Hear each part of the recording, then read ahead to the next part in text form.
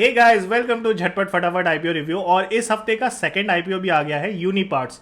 अब हम इस आईपीओ के ग्रे मार्केट प्रीमियम पे नजर डालेंगे, कंपनी करती क्या है उस पर नजर डालेंगे, फाइनेंशियल्स पे नजर डालेंगे, इसका जो इंपॉर्टेंट आईपीओ डेट्स है उस पर नजर डालेंगे, एंड फाइनली मेरा वर्डिक्ट क्या होने वाला है, क्या मैं इस आईपीओ में अप्लाई करूंगा या नहीं करूंगा, सब मैं बताने वाला हूं इसी वीडियो में। तो चलिए शुरुआत करते हैं इस वीडियो की, एंड सबसे पहले नजर डालते हैं ग्रे मार्केट प्रीमियम पे। तो ग्रे मार्केट प्रीमियम आज के दिन इसका 138 रुपीज चल रहा है, मतलब 138 इंटू 25 एक लॉट में इसके शेयर्स है। तो 25 जब आप मल्टीप्लाई करोगे तो अराउंड 3450 रुपीज आता है, जो कि एक लॉट से आप कमा सकते हो अगर आपको ये आईपीओ अलॉट होता है तो। अब ग्रे मार्केट प्रीमियम क्या हुआ इसका, मतलब 23% प्रीमियम।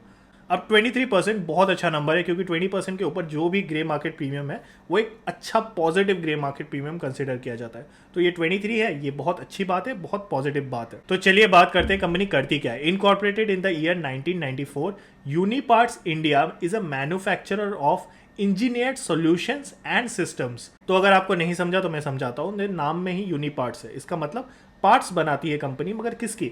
ऑफ रोड चलने वाली जो व्हीकल्स है। अब ऑफ रोड मतलब जो ऑन रोड हो गया वो तो कार होगी, बसेस होगी, बट ऑफ रोड क्या हो गया, जैसे हार्वेस्टर मशीन, खेती के लिए ट्रैक्टर्स हो गए, उनके जो प्रोवाइड करती है जो पार्ट्स वगैरह है ना, वो ये कंपनी प्रोवाइड करती है। तो अगर हम इसके सेक्टर्स पे नजर डालें, agriculture, construction, forestry, mining and alternative sectors में भी प्रेजेंट है, एंड ओवर 25 कंट्रीज में अपना बिजनेस करती है। अब अच्छी बात यह है इस कंपनी की कि ये जो प्रोडक्ट है, ये जो मार्केट है, ये हमेशा डिमांड में रहेगा, क्योंकि एग्रीकल्चर एक सेक्टर ऐसा है, माइनिंग एक ऐसा सेक्टर है जो कभी आउट ऑफ डिमांड नहीं जाने वाला। तो इसीलिए इस कंपनी के लिए बहुत पॉजिटिव बात है, ये बहुत अलग सा कुछ बिजनेस कर रहा है, एंड ये अच्छी बात है। एक क्विक नजर डालते हैं कि ऑब्जेक्टिव ऑफ दिस आईपीओ क्या है। तो ऑब्जेक्टिव ऑफ दिस आईपीओ में अगर नजर डालेंगे तो पूरा का पूरा ओएफएस है। इसका मतलब जो भी शेयर होल्डर्स है वो अपने स्टॉक्स बेच रहे हैं, एंड उससे जो भी पैसा आ रहा है, आईपीओ से भी जो पैसा आ रहा है वो अपने पास रख रहे हैं। तो टोटल इशू साइज है 835.61 करोड़ का, फ्रेश इशू 0 है, ऑफ ऑफ अ सेल, मतलब पूरा का पूरा शेयर होल्डर अपने पास रखेंगे, अपना शेयर बेच रहे हैं 835.61 करोड़ का। एक बहुत इंपॉर्टेंटली हमें इसका पीयर कंपैरिजन करना पड़ेगा। तो पीयर कंपैरिजन कर रहे हैं तो यूनिपार्ट्स का तो पीई है 15.29, रेवेन्यू है इसका 1231 करोड़। अब बाल कृष्णा जो है वो भी इसका कॉम्पिटिटर है, उसका 27 का पीई है एंड 8733 करोड़ का। अब 8 टाइम्स द कंपनी है, मगर इसका ट्वाइस द पीई है। तो आप समझ सकते हो कि यूनिपार्ट्स यहाँ पे थोड़ी सी महंगी है। भारत फॉर्ज की बात करेंगे तो 47, इसका पीई काफ़ी ऊपर है, एंड 1656, तो भारत फॉर्ज से तो सस्ता में है। रामकृष्णा की बात करें तो 15 पीई है, मतलब ऑलमोस्ट यूनिपार्ट्स वाला जितना पीई है उनका उतना ही है, मगर रेवेन्यू ऑलमोस्ट ट्वाइस है। तो मैं ये कहूँगा कि यूनिपार्ट थोड़ा सा महंगा आ रहा है, थोड़ा सा सस्ता आता ना तो बहुत ज़्यादा अच्छी बात होती। एक नज़र डालते हैं इनके फाइनेंशियल स्टेटमेंट्स पे। तो अगर आप देखोगे मार्च 19, मार्च 20, 21 और 22, तो एसेट्स की बात करेंगे तो 958 था 19 में, फिर थोड़ा सा घटा 898 हो गया, फिर 893 हुआ, बट फिर आप कह सकते हो कि ये इंक्रीज़ हो गया 1031 हो गया।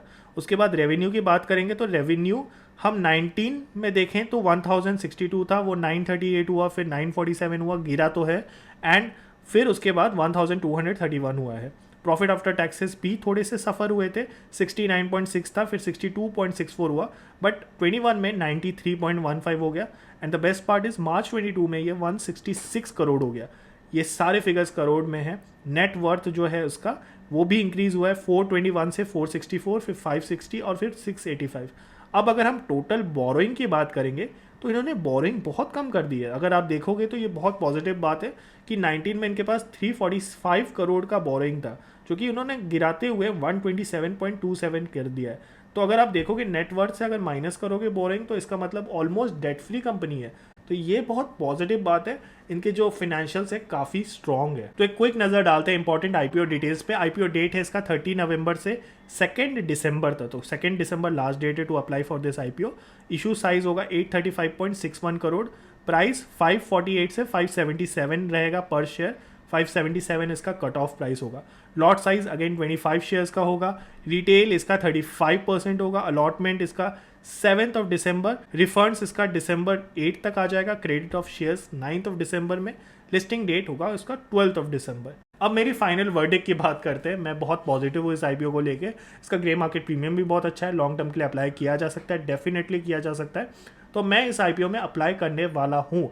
मुझे ये आईपीओ बहुत पसंद आया, बट अगेन आप मेरा टेलीग्राम ग्रुप फॉलो कर लीजिए। अगर कोई भी अपडेट आता है इस आईपीओ को रिलेटेड, तो मैं उसमें अपडेट कर दूंगा। लिंक मैंने डिस्क्रिप्शन में डाल दिया है। एंड और जो भी अपडेट है इसके ग्रे मार्केट से लेके वो सब मैं पिन भी करता रहूँगा।